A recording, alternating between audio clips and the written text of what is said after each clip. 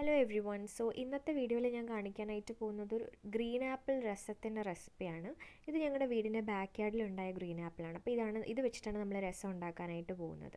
First തന്നെ ഞാൻ അടുപ്പത്ത് ഒരു പാൻ വെച്ചിട്ടുണ്ട്. അതിൽ എണ്ണ ഒഴിച്ച് എണ്ണ ചൂടായതിന് ശേഷം കടുകും കറിവേപ്പിലയും ഇട്ട് കൊടുക്കുന്നുണ്ട്. പിന്നെ വേറൊരു സൈഡിൽ നമ്മൾ മാറ്റി വെച്ചിട്ടുള്ള പുളിവെള്ളം ഉണ്ട്, അതാണ് ഒഴിച്ച് കൊടുക്കുന്നത്.